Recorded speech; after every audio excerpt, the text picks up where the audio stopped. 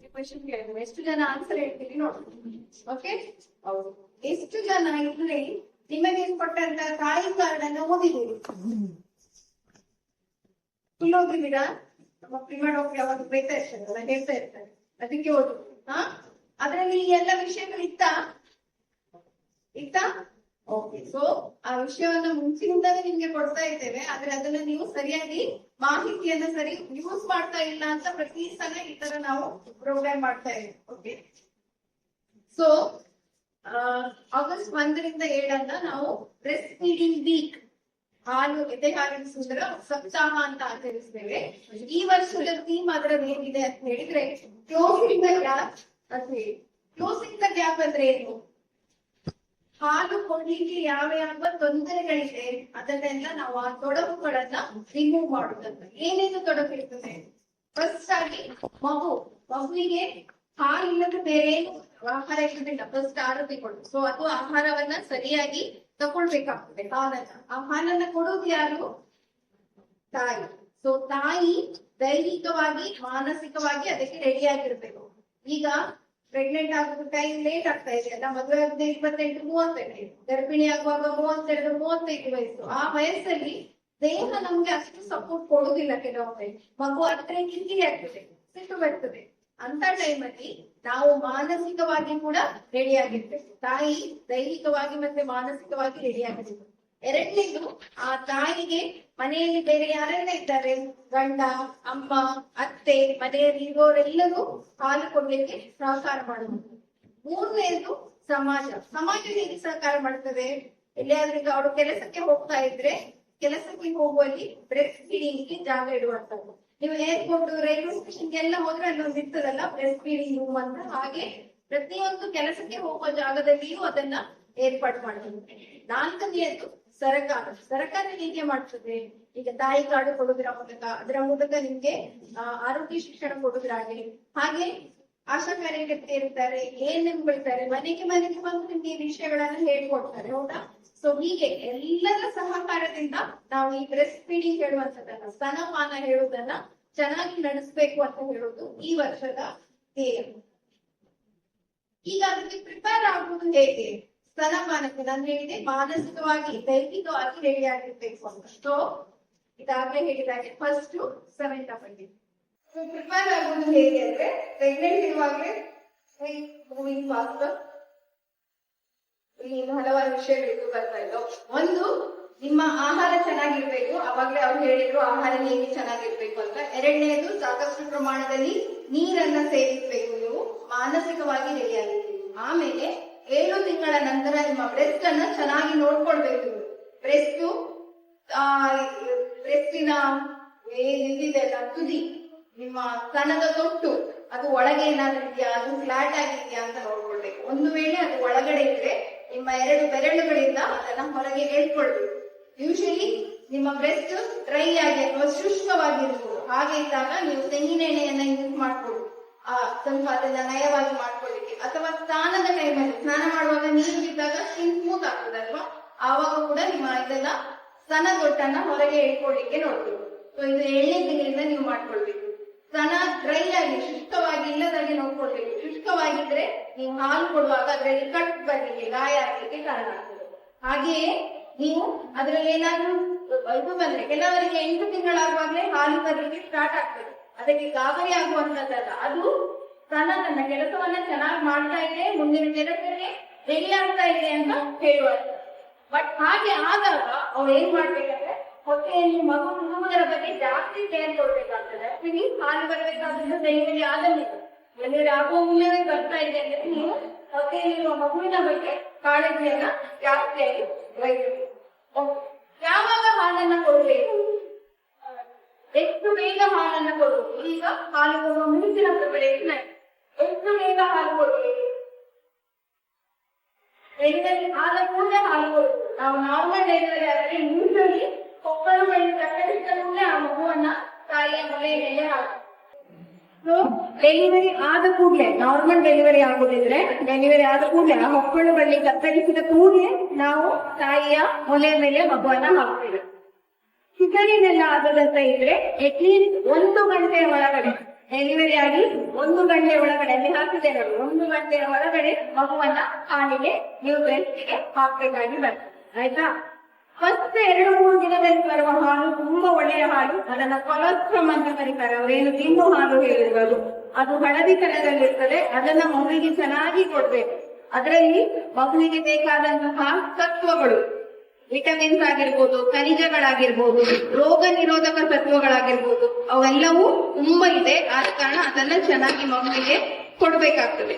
ಅದನ್ನ first vaccine ಅಂತ ಹೇಳ್ತೇವೆ. ಯೂಶುವಲಿ ಮಗುವಿಗೆ ವ್ಯಾಕ್ಸಿನ್ ಕೊಡುವುದು ನಾವು 6 ವಾರಕ್ಕೆ ಅಲ್ವಾ, 1.5 ತಿಂಗಳಿಗೆ. ಸೊ ಅಲ್ಲಿವರೆಗೆ ಮಗುವಿಗೆ ಯಾವುದೇ ಕಾಯಿಲೆ ಬರದಾಗೆ ಮಗುವನ್ನ ರಕ್ಷಿಸುವಂತಹದ್ದು ಈ ಕೊಲೆಸ್ಟ್ರಾಲ್. ಸೊ ಅದನ್ನ ಚೆನ್ನಾಗಿ ಮಗುವಿಗೆ ನೀವು ಕೊಡ್ಬೇಕಾಗ್ತದೆ. ಮಗು ಕೊಡುದು ಪೊಸಿಷನ್ಸ್ ಹೇಗೆ ಅಂತ ಹೇಳಿ ಅವರೆಲ್ಲ ಪೊಸಿಷನ್ಸ್ ಈಗ ನಿಮ್ಗೆ ಮಾಡಿ ತೋರಿಸಿದ್ರು ಅಲ್ವಾ. ಇದ್ರಲ್ಲಿ ಆಕ್ಚುಲಿ ಪೊಸಿಷನ್ಸ್ ಚೆನ್ನಾಗಿ ಬರ್ತಾ ಇಲ್ಲ ನಮ್ದು.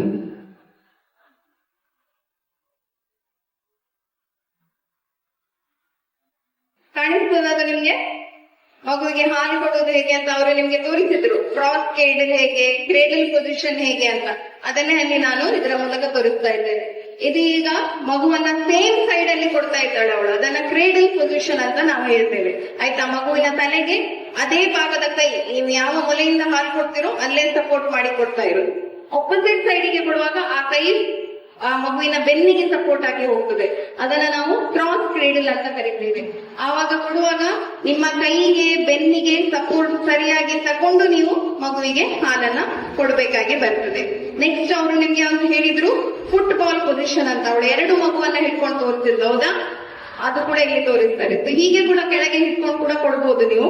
ಬಟ್ ಮಗುವಿನ ಮೂಗು ಮತ್ತೆ ಮೂಗಿನ ಬಗ್ಗೆ ಜಾಗೃತೆ ವಹಿಸಬೇಕು. ಮೂಗು ಮುಚ್ಚಿ ಹೋಗದ ಹಾಗೆ ನೋಡ್ಕೊಳ್ಬೇಕಾಗ್ತದೆ. ಓಕೆ, ಇದು ಫುಟ್ಬಾಲ್ ಪೊಸಿಷನ್ ಅಂತ. ಅವಳು 2 ಮಗು ಹಿಡ್ಕೊಂಡು ತೋರಿಸಿದ್ರಲ್ಲ ನಿಮ್ಗೆ.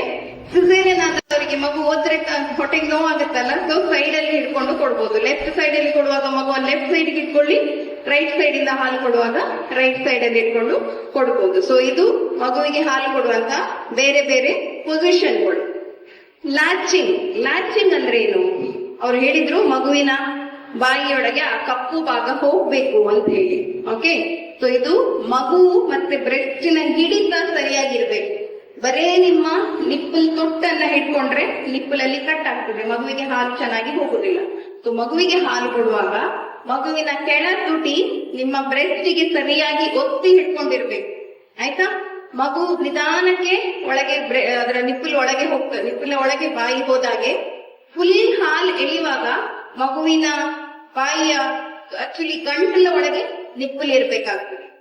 ಸೊ ಅಷ್ಟು ಜಾಗ ಇದೆ, ಅಷ್ಟು ಒಳಗೆ ಹೋಗ್ಲಿಕ್ಕೆ ಆಗ್ತದೆ. ಅಷ್ಟು ಚೆನ್ನಾಗಿ ಅಟ್ಯಾಚ್ಮೆಂಟ್ ಆದ ಮೇಲೆ ಹಾಲನ್ನ ಕೊಡಿ. ಅದನ್ನ ನಾವು ಲ್ಯಾಚಿಂಗ್ ಅಂತ ಕರಿತೇವೆ. ಆವಾಗ ಪ್ರೆಸ್ ಮಾಡ್ಲಿಕ್ಕೆ ಮಗು ಎಳೆಯುವಾಗ ನಿಮ್ಮ ಬ್ರೆಸ್ಟಿಗೆ ನ್ಯಾಚುರಲ್ ಪ್ರೆಷರ್ ಬರ್ತದೆ. ನೀವು ಪ್ರೆಸ್ ಮಾಡಿ ಕೊಡ್ಬೇಕಂತಲ್ಲ, ಮಗುವೇ ಒತ್ತಿಕೊಂಡು ಹಾಲನ್ನ ತಗೊಳ್ತದೆ. ಸೊ ಇದನ್ನ ಲ್ಯಾಚಿಂಗ್ ಅಂತ ಹೇಳಿ ಕರಿತೇವೆ. ಆಯ್ತಾ? ಈಗ ಹಾಲು ಕೊಡುವಾಗ ಇದು ಫಸ್ಟ್ ಎಷ್ಟು ಹೊತ್ತು ಕೊಡಬೇಕು? 2ನೇ ಸಲ ಪ್ರೆಗ್ನೆಂಟ್ ಆದವ್ರು ಎಷ್ಟು ಜನ ಇದ್ದೀರಿ? ಓಕೆ, ಎಷ್ಟು ಹೊತ್ತು ಹಾಲು ಕೊಡ್ತೀರಾ? ಟೈಮೇ ಇಲ್ಲ. ಪ್ರತಿ 2 ಗಂಟೆಗೆ ಒಮ್ಮೆ ಹಾಲು ಕೊಡ್ಬೇಕಂತ ಅವ್ರು ಹೇಳಿದ್ರು. ಕರೆಕ್ಟಾ? ಅದು ಕರೆಕ್ಟ್. ಮಗು ಮಲಗಿದ್ರು ಎಬ್ಬಿಸಿ 2 ಗಂಟೆಗೆ ಒಮ್ಮೆ ಹಾಲು ಕೊಡ್ಬೇಕು.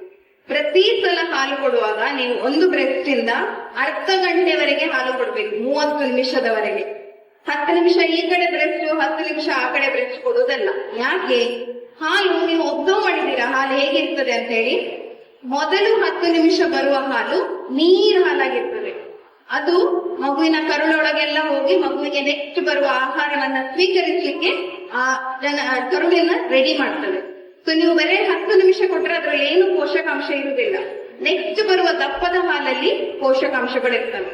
ಸೊ ಯಾವತ್ತೂ ಹಾಲು ಕೊಡುವಾಗ 30 ನಿಮಿಷಗಳವರೆಗೆ ಒಂದು ಬ್ರೆಸ್ಟ್ ಇಂದ ಕೊಡ್ಬೇಕು. 2 ಗಂಟೆ ಬಿಟ್ಟು ಇನ್ನೊಂದು ಬ್ರೆಸ್ಟ್ ಇಂದ ಕೊಡುವಾಗ ಮತ್ತೆ ಪುನಃ ಅರ್ಧ ಗಂಟೆ ಹಾಲು ಕೊಡ್ಬೇಕು. 6 ತಿಂಗಳವರೆಗೆ ಅವ್ರು ಹೇಳಿದಾಗೆ ಎಕ್ಸ್ಕ್ಲೂಸಿವ್ ಬ್ರೆಸ್ಟ್ ಫೀಡಿಂಗ್. ಸಕ್ಕರೆ ನೀರು, ಜೇನು ತುಪ್ಪ, ಜೀರಿಗೆ ನೀರು, ಯಾವುದು ಬಿಸಿ ನೀರು ಏನನ್ನು ಕೊಡ್ಲಿಕ್ಕೆ ಹೋಗ್ಬೇಡಿ. ಓಕೆ, ಆದಷ್ಟು ಮಗುವಿಗೆ ಬೇರೆ ಏನೋ ತೊಂದರೆ ಇಲ್ಲ, ಡಾಕ್ಟರ್ ಅಡ್ವೈಸ್ ಮಾಡಿದ್ದಾರೆ ಹೇಳಿದ್ರೆ ಮಾತ್ರ ಡಬ್ಬ ಹಾಲು ಕೊಡ್ಲಿಕ್ಕೆ ಹೋಗಿ, ಇಲ್ಲದ್ರೆ ಡಬ್ಬ ಹಾಲನ್ನು ಕೂಡ ಕೊಡ್ಬಾರ್ದು. ಆಯ್ತಾ? ಫಾರ್ಮುಲಾ ಮಿಲ್ಕ್ ಅನ್ನ ಕೊಡ್ಲಿಕ್ಕೆ ಹೋಗ್ಬೇಡಿ 6 ತಿಂಗಳವರೆಗೆ. ಆಮೇಲೆ 2 ವರ್ಷಗಳವರೆಗೆ ಕೂಡ ಹಾಲನ್ನ ನೀವು ಕೊಡ್ಬೋದು. ಇದು ಲ್ಯಾಚಿಂಗ್ ಬಗ್ಗೆ ಹೇಳಿರುವಂತಹದ್ದು. ಫಸ್ಟ್ ಮಗುವಿನ ಗದ್ದ ತಾಗಿಸಿ ನಿಧಾನಕ್ಕೆ ಮಗುವಿನ ಬಾಯಿ ಒಳಗೆ ನಿಪ್ಪಲ್ ಹೋಗಿ ಫುಲ್ ಕೊಡುವಾಗ ನೋಡಿ, ಫುಲ್ ನಿಪ್ಪಲ್ ಮಗುವಿನ ಗಂಟಿವರೆಗೆ ಇರ್ತದೆ. ಆಯ್ತಾ? ಅದನ್ನ ಗಮನಿಸಿ ಆಲೋಚನೆ ಮಾಡಿ ಕೊಡಿ.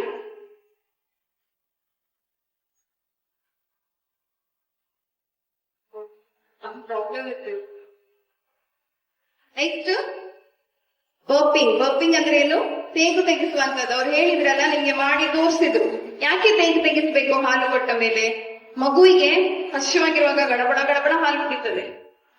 ಹಾಲು ಕುಡಿಯುವಾಗ ಅದಕ್ಕೆ ಹಾಲಿನ ಜೊತೆಗೆ ಪಕ್ಕದ ವಾತಾವರಣದಲ್ಲಿರುವ ಏರ್ ಅನ್ನು ಕೂಡ ತಗೊಳ್ತದೆ. ಅದು ಗಾಳಿ ಕೂಡ ಒಳಗೆ ಹೋಗ್ತದೆ. ಅದು ಗಾಳಿಯ ಒಳಗಿದ್ರೆ ಹಾಲು ಮಗುವಿಗೆ ಹೊಟ್ಟೆ ಉಪ್ಪಾಗ್ತದೆ, ಮಗು ಅಳ್ತಾ ಇರ್ತದೆ, ಅದಕ್ಕೆ ಜೀರ್ಣ ಸರಿಯಾಗಿ ಆಗುದಿಲ್ಲ. ಸೊ ಆ ಒಳಗೆ ಹೋದಂತಹ ಆ ಗಾಳಿಯ ಅಂಶವನ್ನ ಹೊರಗೆ ತೆಗಿಲಿಕ್ಕೆ ಬರ್ಪಿಂಗ್ ಅಥವಾ ತೇಗು ತೆಗೆಸುವುದನ್ನ ಮಾಡುವಂತದ್ದು.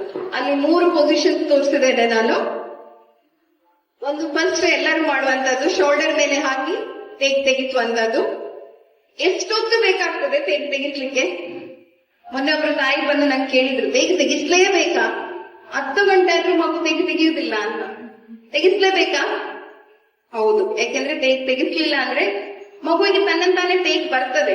ಆ ಬಂದ ತೇಗಲ್ಲಿ ಹೊರಗೆ ಕೆಲವೊಮ್ಮೆ ಹಾಲೇ ಹೊರಗೆ ಬರ್ತದೆ. ಅದು ಒಳಗೆ ಏನಾದ್ರೂ ಶ್ವಾಸಕೋಶಕ್ಕೆ ಹೋದ್ರೆ ಮಗುವಿಗೆ ಉಸಿರು ಕಟ್ತದೆ, ಮಗು ಸಾಯಲಿಕ್ಕೆ ಕೂಡ ಸಾಧ್ಯತೆ ಇದೆ. ಆದ ಕಾರಣ ತೇಗು ತೆಗಿಸ್ಲೇಬೇಕು. ಸೊ ಇಲ್ಲಿ ಒಂದು ಪೊಸಿಷನ್ ಇರುವಂತಹದ್ದು, ಮಗುವಿಗೆ ಬೆನ್ನು ತಟ್ಟಿದ್ದು. ಇನ್ನೊಂದು, ಮಗುವನ್ನ ಕೂತ್ಕೊಳ್ಸಿ ಆನೆ ಆಡಿಸುದು. ನೆನ್ಪುಂಟ ಅಜ್ಜಿ ಅಂದ್ರು? ಅದು ಯಾಕೆ ಮಾಡ್ತಾ ಇದ್ರು? ತೇಗು ತೆಗಿಲಿಕ್ಕೆ ಮಾಡ್ತಾ ಇದ್ದಂಥದ್ದು. ಇಲ್ಲದೆ ಬೆನ್ನಿಗೆ ಮಗುವನ್ನ ಉಲ್ಟಾ ಮಲಗಿಸಿ ತಲೆಗೆ ಸಪೋರ್ಟ್ ಕೊಟ್ಟು ಕೂಡ ತೇಗನ್ನ ತೆಗೆಸ್ಬೋದು. ಸೊ ಈ 3 ವಿಧಾನದಲ್ಲಿ ತೇಗು ತೆಗೆಸ್ಲಿಕ್ಕೆ ಆಗ್ತದೆ. ತೇಗು ತೆಗೆಸ್ಲೇಬೇಕು. ಹಾಲಲ್ಲಿ ಏನಿರ್ತದೆ? ಮಗುವಿಗೆ ಹಾಲೇ ಕುಡಿಸ್ಬೇಕಂತ ಹೇಳ್ತೇವೆ. ಹಾಲಲ್ಲಿ ಏನೇನಿರ್ತದೆ? ಮಗುವಿಗೆ ಬೇಕಾದಂತ ಪೋಷಕಾಂಶಗಳು. ಲ್ಯಾಕ್ಟೋಸ್ ಅಂದ್ರೆ ಕಾರ್ಬೋಹೈಡ್ರೇಟ್, ಮಗುವಿಗೆ ಏನ್ ಬೇಕಾದಿರತ್ತೆ. ಪ್ರೋಟೀನ್, ಮಗು ಬೆಳಿಲಿಕ್ಕೆ ಬೇಕಾದಂತಹ ಪ್ರೋಟೀನ್ ಅಂಶಗಳು. ಫ್ಯಾಟ್, ಮಗುವಿನ ಚರ್ಮವನ್ನ ರಕ್ಷಣೆ ಮಾಡ್ಲಿಕ್ಕೆ, ಮಗುವಿನ ದೇಹದ ಉಷ್ಣತೆಯನ್ನ ಕಾಪಾಡ್ಲಿಕ್ಕೆ.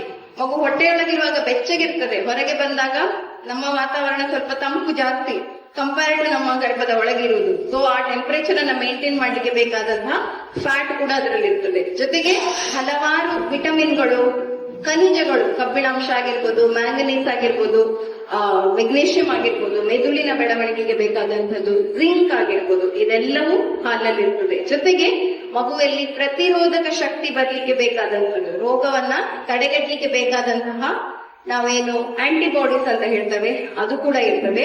ಹಾಗೆ ಮಗುವಿನಲ್ಲಿ ಕೆಲವು ಜೆನೆಟಿಕ್ ಅಂಶಗಳು ಕೂಡ ಮಗುವಿಗೆ ಇದರ ಮೂಲಕ ವರ್ಗಾವಣೆ ಆಗ್ತದೆ. ಸೊ ನೀವು ಲಾಸ್ಟ್ ಅಲ್ಲಿ ನೋಡಿದ್ರೆ ನೀರಿರ್ತದೆ, most of it is water. ನೀರಿರ್ತದೆ, ಪ್ರೋಟೀನ್ ಇರ್ತದೆ, ಲ್ಯಾಕ್ಟೋಸ್ ಇರ್ತದೆ, ಆಂಟಿಬಾಡೀಸ್ ಇರ್ತದೆ, ನಮ್ಗೆ ಬೇಕಾದ ಫ್ಯಾಟ್ ಇರ್ತದೆ, anti bacterial and anti viral ಇದು ಕೂಡ ಅದರಲ್ಲಿ ಇರ್ತದೆ. ಸೊ ಮಗುವಿಗೆ ಏನ್ ಬೇಕಾದ ಒಂದು ಸಂಪೂರ್ಣ ಆಹಾರ ಫ್ರೀಯಾಗಿ ಸಿಗುವಂತದ್ದು. ಅದಕ್ಕೆ ದುಡ್ಡು ಕೊಡ್ಬೇಕಂತ ಇಲ್ಲ, ಮಗುವಿಗೆ ಬೇಕಾದಂತಹ ಉಷ್ಣತೆಯಲ್ಲಿ ಅದು ಸಿಗ್ತದೆ. ಕೊಲೆಸ್ಟ್ರಾಲ್ ಅಲ್ಲಿ 3-4 ದಿನದಲ್ಲಿ ಹಾಲು ಹೇಗೆ ವೇರಿಯೇಷನ್ ಆಗ್ತಾ ಇದೆ ಅಂತ ಇದು ಪಿಕ್ಚರ್ ನಿಮಗೆ.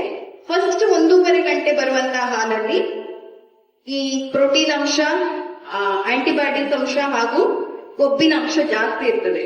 ದಿನ ಹೋದಾಗೆ ಅದು ಕಡಿಮೆ ಆಗ್ತಾ ಲ್ಯಾಕ್ಟೋಸ್ ಅಂದ್ರೆ ಅದಕ್ಕೆ ಶಕ್ತಿಗೆ ಬೇಕಾದಂತಹ ಅಂಶಗಳು ಜಾಸ್ತಿ ಆಗ್ತಾ ಹೋಗ್ತದೆ. ಯಾವ ಹಾಲು ಒಳ್ಳೇದು? ತಾಯಿ ಹಾಲ, ದನದ ಹಾಲ, ಡಬ್ಬ ಹಾಲ? ತಾಯಿದು. ಎಲ್ಲರೂ ಹೋಗ್ತೀರಾ? Very good. ಓಕೆ, ಏನ್ ಡಿಫ್ರೆನ್ಸ್ ಇದೆ ಅದರಲ್ಲಿ ಅಂತ ಇಲ್ಲಿ ಹಾಕಿರೋದು. ಅದರಲ್ಲಿ ಹಾಕಿರೋದಂದ್ರೆ ದನದ ಹಾಲು ದಪ್ಪ ಜಾಸ್ತಿ ಇರ್ತದೆ, ಅದರಲ್ಲಿ ಪ್ರೋಟೀನ್ ಅಂಶ ಜಾಸ್ತಿ ಇರ್ತದೆ. ಸೊ ಅದನ್ನ ಮಗು ಡೈಜೆಸ್ಟ್ ಮಾಡ್ಲಿಕ್ಕೆ ಆಗುದಿಲ್ಲ.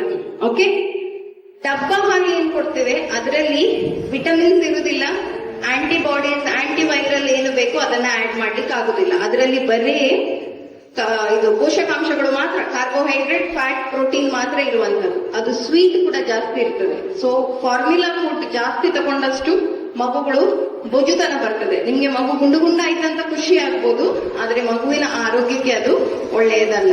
ಇಲ್ಲಿ ಲಾಸ್ಟ್ ಅಲ್ಲಿ ತೋರಿಸಿರುವಂತದ್ದು ನೋಡಿ, ಎಷ್ಟು ಅಂಶಗಳು ಬ್ರೆಸ್ಟ್ ಮಿಲ್ಕ್ ಅಲ್ಲಿ ಜಾಸ್ತಿ ಇದೆ. ಗ್ರೋತ್ ಫ್ಯಾಕ್ಟರ್, ಮಗುವಿನ ಬೆಳವಣಿಗೆಗೆ ಬೇಕಾದಂಥದ್ದು. ಆಂಟಿ ಪ್ಯಾರಾಸೈಟ್, ಯಾವ್ದಾದ್ರು ಪ್ಯಾರಾಸೈಟಿಕ್ ಇನ್ಫೆಕ್ಷನ್ ಆದ್ರೆ ಹುಳದ ಬಾಧೆ ತಪ್ಪಿಸ್ಲಿಕ್ಕೆ. ಆಂಟಿ ಎಲರ್ಜಿ ಆಗದಂತೆ ಇರುವಂತಹದ್ದು. ಆಂಟಿ ವೈರಸ್, ಹಾರ್ಮೋನ್ಗಳು, ಆಂಟಿಬಾಡಿಗಳು, ಇದೆಲ್ಲವೂ ತಾಯಿಯ ಹಾಲಲ್ಲಿ ಜಾಸ್ತಿ ಇರ್ತದೆ. ಸೊ ತಾಯಿಯ ಹಾಲೇ ಕೊಡುವಂತದ್ದು ಒಳ್ಳೆಯದು. ಓಕೆ, ಹಾಲು ಕೊಡೋದ್ರಿಂದ ಯಾರ್ಯಾರಿಗೆ ಒಳ್ಳೇದಾಗ್ತದೆ? ತಾಯಿ, ಮಗು ಎಲ್ಲರಿಗೂ ಒಳ್ಳೇದಾಗ್ತದೆ. ಮಗುವಿಗೆ ಏನು ಒಳ್ಳೇದಾಗ್ತದೆ? ಮಗು ಮತ್ತೆ ತಾಯಿ ನಡುವಿನ ಬಾಂಧವ್ಯ ಚೆನ್ನಾಗಿ ಬೆಳೀತದೆ. ಮಗುವಿನ ಬುದ್ಧಿ ಮತ್ತೆ ಚೆನ್ನಾಗಿರ್ತದೆ. IQ ಅಂತ ಏನ್ ಹೇಳ್ತೇವಲ್ಲ ಅದು ಚೆನ್ನಾಗಿರ್ತದೆ. ಮಗುವಿಗೆ ಪದೇ ಪದೇ ಸೋಂಕು ಆಗುದಿಲ್ಲ. ಅವಾಗ ಜ್ವರ ಬರುದು, ಅವಾಗ ಲೂಸ್ ಮೋಷನ್ ಆಗುದು ಪ್ರಾಬ್ಲಮ್ ಆಗುದಿಲ್ಲ. ಮಗುವಿನ ಹಲ್ಲಿನ ಬೆಳವಣಿಗೆ, ದವಡೆಯ ಬೆಳವಣಿಗೆ ಚೆನ್ನಾಗಿ ಆಗ್ತದೆ. ಮಗುವಲ್ಲಿ ಬೊಜ್ಜುತನ ಬರೋದಿಲ್ಲ. ಮತ್ತೆ ಲಾಂಗ್ ಟರ್ಮ್ ನೋಡ್ಲಿಕ್ಕೆ ಹೋದ್ರೆ ಮಗುವಿನಲ್ಲಿ ಶುಗರ್ ಪ್ರಾಬ್ಲಮ್ ಆಗಿರ್ಬೋದು, BP ಆಗಿರ್ಬೋದು, ನಾವು NCD, ನಾನ್ ಕಮ್ಯುನಿಕೇಬಲ್ ಡಿಸೀಸಸ್ ಅಂತ ಏನ್ ಹೇಳ್ತೇವೆ, ಅದು ಬರುವುದನ್ನ ಇದು ದೂರ ಮಾಡ್ತದೆ. ಸೊ ಹಾಲು ಕೊಟ್ಟಷ್ಟು ಒಳ್ಳೆಯದು. ಹಾಗೆ ಮಗುವಿನ ಮೋಷನ್ ಸರಿಯಾಗಿ ಹೋಗ್ಲಿಕ್ಕೆ ಇದು ಹೆಲ್ಪ್ ಮಾಡ್ತದೆ. ನಾನು ಆಗ್ಲೇ ಹೇಳಿದಾಗೆ ದುಡ್ಡಿಲ್ಲ, ಕ್ಯಾಶ್ ಇಲ್ಲ ಅದಕ್ಕೆ ಏನು ಕೊಡ್ಲಿಕ್ಕೆ. ಮಗುಗೆ ಬೇಕಾದಂತಹ ಉಷ್ಣತೆಯಲ್ಲೇ ರೆಡಿ ಇರ್ತದೆ, ತಯಾರು ಮಾಡ್ಬೇಕಂತ ಏನಿಲ್ಲ. ಮಗು ಕೂಗಿದಾಗಲೇ ಹಾಲು ಸ್ರವಿಸ್ತದೆ. ಮಗು ಮತ್ತೆ ತಾಯಿಯ ನಡುವಿನ ಬಾಂಧವ್ಯ ಅಷ್ಟು ಚೆನ್ನಾಗಿರ್ತದೆ. ಮಗುವಿನ ಕೂಗು ಕೇಳಿದ ಕೂಡಲೇ ನಮ್ಮ ಬ್ರೈನ್ ಇಂದ ಆಕ್ಸಿಟೋಸಿನ್ ಹಾರ್ಮೋನ್ ಬರ್ತದೆ. ಅದರಿಂದಾಗೇನೆ ಹಾಲು ಸ್ರವಿಸ್ಲಿಕ್ಕೆ ಸ್ಟಾರ್ಟ್ ಆಗ್ತದೆ. ಎಷ್ಟೋ ಜನ ಕೆಲಸಕ್ಕೆ ಹೋದವರು ಇದನ್ನ ಅನುಭವ ಪಡೆದುಕೊಳ್ತಾರೆ ಅಲ್ವಾ. ಮನೆಯಲ್ಲಿ ಮಗು ಅಳ್ತಾ ಇದ್ರೆ ಅವರಿಗೆ ಬ್ರೆಸ್ಟ್ ಅಲ್ಲಿ ಏನೋ ಕಂಜೆಷನ್ ಆದಾಗೆ ಆಗ್ತದೆ. ಅದು ತಾಯಿ ಮಗುವಿನ ನಡುವಿನ ಬಾಂಧವ್ಯವನ್ನ ಹೇಳ್ತದೆ. ಹಾಗೆ ಆಗ್ಲೇ ಅವರು ಹೇಳಿದಾಗೆ ಸ್ವಲ್ಪ ಟೈಮಿನವರೆಗೆ ಕಾಂಟ್ರಸೆಪ್ಟಿವ್ ಆಗಿರ್ತದೆ. ಒಂದು 3-4 ತಿಂಗಳವರೆಗೆ ಓವ್ಯುಲೇಷನ್ ಆಗುದಿಲ್ಲ. ಸೊ ಪ್ರೆಗ್ನೆನ್ಸಿ ಆಗುವ ಚಾನ್ಸಸ್ ಇರುವುದಿಲ್ಲ. ಆದ್ರೆ 4 ತಿಂಗಳ ನಂತರ ಪ್ರೆಗ್ನೆಂಟ್ ಆಗುದಿಲ್ಲ ಅಂತ ಹೇಳಲಿಕ್ಕೆ ಆಗುದಿಲ್ಲ. Okay, for A small time contraceptive ಆಗಿದ್ದು ಕೆಲಸ ಮಾಡ್ತದೆ. ಓಕೆ, ತಾಯಿಗೆ ಏನ್ ಬೆನಿಫಿಟ್ ಇದೆ? ಫಸ್ಟ್ ಬೆನಿಫಿಟ್ ಹೇಳ್ತೇನೆ. ಹಾಲು ಕೊಡೋದ್ರಿಂದ ದಿನಾ ನಿಮ್ಮಲ್ಲಿ 500 ಕ್ಯಾಲರಿ ಅಷ್ಟು ವೆಯ್ಟ್ ಕಮ್ಮಿ ಆಗ್ತದೆ. ಸೊ ಎಲ್ಲರೂ ಖುಷಿಯಲ್ಲಿ ಹಾಲು ಕೊಡ್ತಾರೆ, ನಿಮ್ಮ ತೂಕ ಕಡಿಮೆ ಆಗ್ತದೆ. Oxytocin hormone actually happy hormone. ಅದು ನಿಮ್ಮ ಮನಸ್ಸನ್ನ ಖುಷಿಯಾಗಿರ್ತದೆ. ಅದರಿಂದಾಗಿ ಪೋಸ್ಟ್ ನೇಟಲ್ ಡಿಪ್ರೆಷನ್ ಆಗುದಿಲ್ಲ, ಬೇಜಾರಾಗುದಿಲ್ಲ.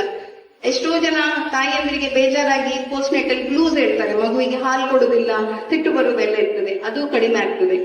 ಜೊತೆಗೆ ಬೋನ್ ಡೆನ್ಸಿಟಿ ಚೆನ್ನಾಗಿರ್ತದೆ. ಸೊ ಆಸ್ಟಿಯೋಪೊರೋಸಿಸ್ ಅಥವಾ ಮೂಳೆ ಸಾಂದ್ರತೆ ಕಡಿಮೆ ಆಗುದಿಲ್ಲ. ಎಲ್ಲಕ್ಕಿಂತ ಬೆಸ್ಟ್ ಏನ್ ಗೊತ್ತಾ? ಎಷ್ಟು ಟೈಮ್ ನೀವು ಹಾಲು ಕೊಡ್ತೀರೋ ಅಷ್ಟು ಟೈಮ್ ನಿಮ್ಮನ್ನ ಬ್ರೆಸ್ಟ್ ಫೀಡಿಂಗ್ ಹೇಳುವಂತದ್ದು ಬ್ರೆಸ್ಟ್ ಕ್ಯಾನ್ಸರ್ ಇಂದ ರಕ್ಷಣೆ ಮಾಡ್ತದೆ. ಸೊ ಇತ್ತೀಚಿನ ದಿನಗಳಲ್ಲಿ ಕೆಲಸಕ್ಕೆ ಹೋಗುವವರಲ್ಲಿ, ಉದ್ಯೋಗಕ್ಕೆ ಹೋಗುವವರಲ್ಲಿ ಬ್ರೆಸ್ಟ್ ಕ್ಯಾನ್ಸರ್ ಜಾಸ್ತಿ ಕಂಡು ಬರ್ಲಿಕ್ಕೆ ಕಾರಣ ಅವರು ಕಡಿಮೆ ಟೈಮ್ ಬ್ರೆಸ್ಟ್ ಫೀಡ್ ಮಾಡುವಂತದ್ದು. ಸೊ ನೀವು ಬ್ರೆಸ್ಟ್ ಫೀಡಿಂಗ್ ಜಾಸ್ತಿ ಮಾಡಿದಷ್ಟು ಬ್ರೆಸ್ಟ್ ಕ್ಯಾನ್ಸರ್ ನ ಚಾನ್ಸಸ್ ಕಡಿಮೆ ಆಗ್ತದೆ. ಸೊ ಅದಕ್ಕೋಸ್ಕರ ಆದ್ರೂ ನಾವು ಬ್ರೆಸ್ಟ್ ಫೀಡಿಂಗ್ ಅನ್ನ ಕಂಟಿನ್ಯೂ ಆಗಿ ಮಾಡ್ಬೇಕು, 2ವರೆಗೂ ಮಾಡ್ಬೇಕು.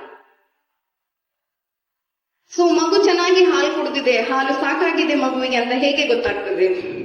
ಮಗು ಚೆನ್ನಾಗಿ ಮಲಗ್ತದೆ, ನಿದ್ದೆ ಮಾಡ್ತದೆ, ಸರಿಯಾಗಿ ಮೂತ್ರ ಮಾಡ್ತದೆ, ಮಗುವಿನ ಮೈ ಬೆಚ್ಚಗಿರುವುದಿಲ್ಲ. ಮಗುವಿನ ಮೈ ಬೆಚ್ಚಗೆ ಆಗುದು ಬರೇ ಒಂದು ಜ್ವರ ಬಂದಲ್ಲ, ಡಿಹೈಡ್ರೇಷನ್ ಅಂತ ಹೇಳ್ತೇವೆ. ಮೈಯಲ್ಲಿ ನೀರಿನ ಅಂಶ ಕಡಿಮೆ ಆದಾಗ ಮಗುವಿಗೆ ನೀರು ಕೊಡುದಿಲ್ಲ. ಸೊ ನೀರಿನ ಅಂಶ ಕಡಿಮೆ ಆಗುದು ಹೇಗೆ? ನೀವು ಸರಿಯಾಗಿ ಹಾಲು ಕೊಡದೇ ಇದ್ದಾಗ.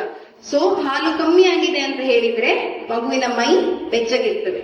ಹಾಲು ಚೆನ್ನಾಗಿದೆ ಅಂದ್ರೆ ಮಗುವಿನ ಮೈನ ಉಷ್ಣತೆ ಚೆನ್ನಾಗಿರ್ತದೆ, ಮಗು ಚೆನ್ನಾಗಿ ನಿದ್ದೆ ಮಾಡ್ತದೆ, ಚೆನ್ನಾಗಿ ಬೆಳವಣಿಗೆ ಆಗ್ತದೆ, ಹಾಗೆ ತೂಕ ಕೂಡ ಚೆನ್ನಾಗಿ ಬರ್ತದೆ. ಇದಾಗ್ಲೇ ಹೇಳಿದ್ರು ಅವರು ಫುಡ್ ಏನೇನ್ ತಗೊಳ್ಬೇಕಂತ. ಫುಡ್ಗಿಂತ ಮುಂಚೆ ನಿಮ್ಮ ಮನಸ್ಸು ಚೆನ್ನಾಗಿರ್ಬೇಕು. ಮನಸ್ಸು ಖುಷಿಯಲ್ಲಿದ್ರೆ ಆಹಾರ ಚೆನ್ನಾಗಿ ತಗೊಳ್ತೀರಾ ಹೊಟ್ಟೆಗೆ, ಆಗ ಹಾಲು ಕೂಡ ಚೆನ್ನಾಗಿರ್ತದೆ. ಜೊತೆಗೆ ಕಾಫಿ, ಟೀ, ಆಲ್ಕೋಹಾಲ್ ಅದನ್ನ ಅವಾಯ್ಡ್ ಮಾಡಬೇಕು. ಜೊತೆಗೆ ಹೈ ಪ್ರೋಟೀನ್ ಇರುವಂತಹದ್ದು, ಕಾರ್ಬೋಹೈಡ್ರೇಟ್ ಇರುವಂತಹದ್ದು, ಪೌಷ್ಟಿಕಾಂಶ ಭರಿತವಾದಂತ ಆಹಾರವನ್ನ ತಗೊಳ್ಬೇಕು. ಬರೀ ಟೊಮೆಟೊ ಸಾರಲ್ಲ, ಫಸ್ಟ್ 40 ದಿನ ಏನು ಟೊಮೆಟೊ ಸಾರು ಅಂತ ಮಾತ್ರ ತಗೊಳ್ತೀರಲ್ಲ, ಅದರಿಂದಾಗಿ ಕೆಲವೊಮ್ಮೆ ನಿಮ್ಗೆ ಹಾಲು ಉತ್ಪಾದನೆ ಕಡಿಮೆ ಆಗ್ತದೆ. ಬರೀ ಟೊಮೆಟೊ ಸಾರು ಕೊಡ್ತಾರೆ, ಉಳಿದದ್ದು ಮದ್ದುಗಳಿದ್ದಾವೆ. ಆಯುರ್ವೇದ ಪದ್ಧತಿಯಲ್ಲಿ ಹಾಲು ಜಾಸ್ತಿ ಆಗ್ಲಿಕ್ಕೆ, ಮಗು ತಾಯಿಯ ಗರ್ಭಕೋಶ ಸಣ್ಣದಾಗ್ಲಿಕ್ಕೆ, ಬ್ಲೀಡಿಂಗ್ ಸಣ್ಣದಾಗ್ಲಿಕ್ಕೆ ಎಲ್ಲ ಮದ್ದುಗಳಿದ್ದಾವೆ. ಮನೆ ಮದ್ದು, ಫಸ್ಟ್ ಮದ್ದು, ಕಡೆ ಮದ್ದು ಅಂತ. ಅದು ಅರ್ಧ ಮದ್ದು ಕೊಟ್ರೆ ತೊಂದರೆ ಆಗ್ತದೆ. ಕೊಡುದಿದ್ರೆ ಸರಿಯಾಗಿ ಕೊಡಿ. ಜೊತೆಗೆ ಆ ಮದ್ದು ಕೊಡುದ್ರೊಟ್ಟಿಗೆ ನೀರನ್ನ ಸರಿಯಾಗಿ ಕುಡಿಯಿರಿ. ಇಲ್ಲದಿದ್ರೆ ಮಲಬದ್ಧತೆ ಆಗ್ತದೆ, ಅದರಿಂದಾಗಿ ಬ್ಲೀಡಿಂಗ್ ಆಗಿ ಪೈಲ್ಸ್ ಆಗುವ ಸಾಧ್ಯತೆ ಇರ್ತದೆ. ಸೊ ನಿಮ್ಮ ಆಹಾರ ಚೆನ್ನಾಗಿರ್ಲಿ, ನೀರು ಸರಿಯಾಗಿ ಕುಡಿಯಿರಿ, ನಿಮ್ಮ ಮನಸ್ಸನ್ನ ಶಾಂತವಾಗಿ ಇರಿಸಿ, ಆವಾಗ ಹಾಲು ಚೆನ್ನಾಗಿರ್ತದೆ. ಸೊ ಹಾಲು ಹೆಚ್ಚು ಮಾಡ್ಬೇಕು ಅಂತಂದ್ರೆ ಅವ್ರು ನಿಮ್ಗೆಲ್ಲ ತೋರಿಸಿದ್ರು. ಕ್ಯಾರೆಟ್, ಹಾಗೆ ನಮ್ಮ ನುಗ್ಗೆ ಸೊಪ್ಪು, ಹಸಿರು ಸೊಪ್ಪು ತರಕಾರಿಗಳು ಯಾವುದೇ ಆದ್ರೂ ತಗೊಳ್ಬಹುದು. ಅರಶಿನ, ನಮ್ಮ ಬಡೆ ಸೊಪ್ಪು, ಹಾಗೆ ಜೀರಿಗೆ, ಮೆಂತೆ, ಶುಂಠಿ ಮುಂತಾದವುಗಳು ಕೂಡ ಹಾಲಿನ ಪ್ರಮಾಣವನ್ನ ಜಾಸ್ತಿ ಮಾಡ್ತದೆ. ಏನ್ ತಗೊಳ್ಬಾರದು? Coffee, tea ಕುಡಿಬಾರದು. ಕೆಲವು ಮೀನುಗಳಲ್ಲಿ ಪಾದರಸ, ಮರ್ಕ್ಯೂರಿ ಅಂಶ ಜಾಸ್ತಿ ಇರ್ತದೆ, ಅದರಿಂದ ಹಾಲಿನ ಉತ್ಪಾದನೆ ಕಡಿಮೆ ಆಗ್ತದೆ. ಸೊ ಅಂತ ಮೀನುಗಳನ್ನ ಅವಾಯ್ಡ್ ಮಾಡಬೇಕು. ಹಾಗೆ ಕ್ಯಾಬೇಜ್, ಗೋಬಿ ಅಂತದನ್ನ ಕೂಡ ಸ್ವಲ್ಪ ಅವಾಯ್ಡ್ ಮಾಡಿದ್ರೆ ಒಳ್ಳೆಯದು. ಕ್ಯಾಬೇಜ್ ಅನ್ನ ಯೂಶುವಲಿ ನಾವು ಬ್ರೆಸ್ಟ್ ಮಿಲ್ಕ್ ಸಪ್ರೆಸ್ ಮಾಡ್ಲಿಕ್ಕೆ ಯೂಸ್ ಮಾಡ್ತೇವೆ.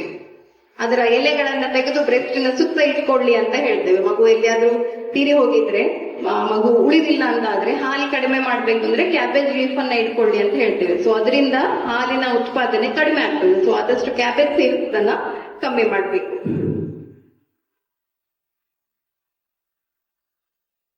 ಎಕ್ಸಸೈಸ್ ಮಾಡ್ಬೇಕಾ ಬೇಡ? ಮಾಡ್ಬೇಕು. ಪ್ರೆಗ್ನೆಂಟ್ ಆಗಿದ್ದಾಗ್ಲೂ ಮಾಡ್ಬೇಕು, ಹಾಲು ಕೊಡುವಾಗ್ಲೂ ಮಾಡ್ಬೇಕು. ಇಲ್ಲದಿದ್ರೆ ನಿಮ್ಗೆ ಬೆನ್ನು ನೋವು ಬರ್ತದೆ, ಕಾಲು ನೋವು ಬರ್ತದೆ, ಭುಜ ನೋವು ಬರ್ತದೆ. ಅವ್ರಾಗ್ಲೇ ಹೇಳಿದ್ರು, ಅದ್ರಲ್ಲಿ ಒಂದು ಸ್ಲೈಡ್ ಇತ್ತು, ಮಿಸ್ ಆಯ್ತು. ನೀವು ಕೂತ್ಕೊಳ್ಳುವಾಗ ಕೂಡ, ಹಾಲು ಕೊಡ್ಲಿಕ್ಕೆ ಕೂತ್ಕೊಳ್ಳುವಾಗ ನಿಮ್ಮ ಕಾಲನ್ನ ಸ್ವಲ್ಪ ಎತ್ತರದಲ್ಲಿ ಇಟ್ಟು ಕೂತ್ಕೊಳ್ಬೇಕು, ಬೆನ್ನಿಗೆ ಸಪೋರ್ಟ್ ಕೊಡ್ಬೇಕು, ಆಯ್ತಾ? ಇಲ್ಲಾಂದ್ರೆ ಬೆನ್ನು ನೋವು ಬರ್ತದೆ. ಎಕ್ಸಸೈಸ್ ಏನೇನ್ ಮಾಡ್ಬೋದು ನಾವು?